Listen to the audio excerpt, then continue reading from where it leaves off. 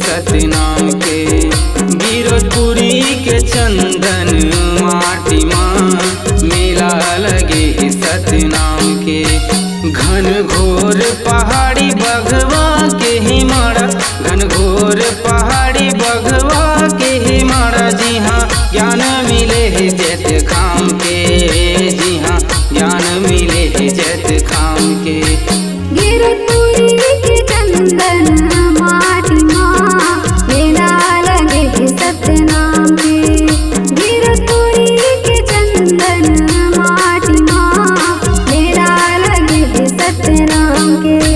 घन घोर पहाड़ी बघवा के हिमाड़ा, घन घोर पहाड़ी बघवा के हिमाड़ा। जी हाँ ज्ञान मिले है जैत खाम के, जी हाँ ज्ञान मिले है जैत खाम के।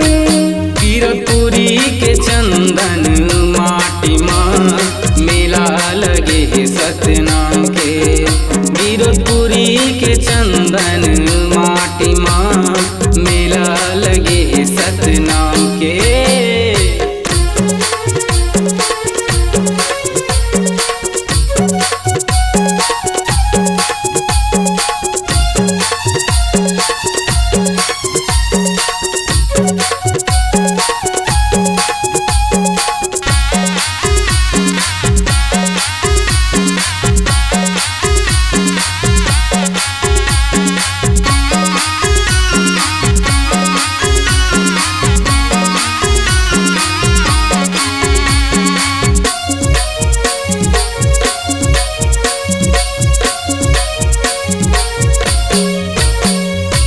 बगिया कसमा के सतनाम के अंजोर, अमर बिरक सागे तोर नाम के गसोर।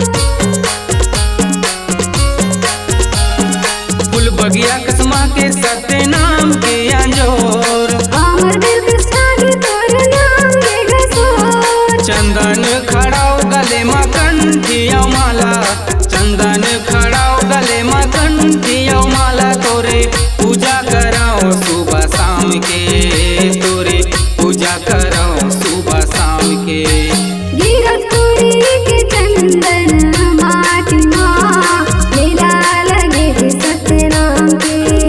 गिरपुरी के चंदन माटी माँ मेला लगे सतनाम के।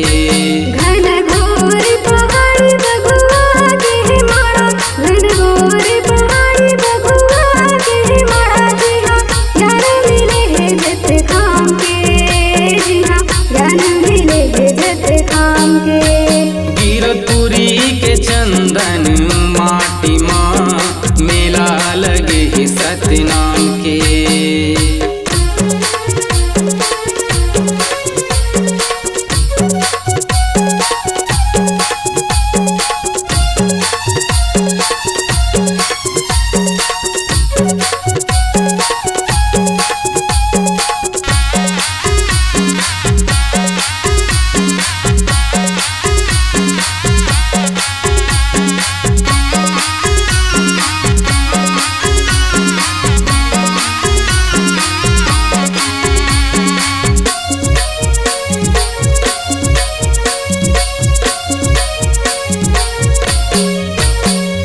दुनिया में नाम अमर है सत्य दिया बारे।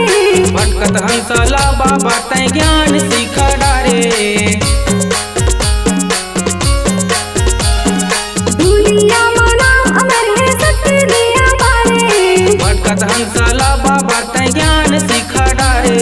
सादा के झंडा हावे सतनामी किसान, सादा के झंडा हावे सतनामी किसान।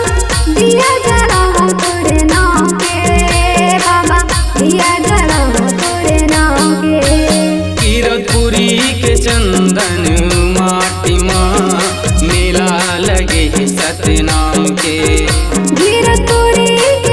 चंदन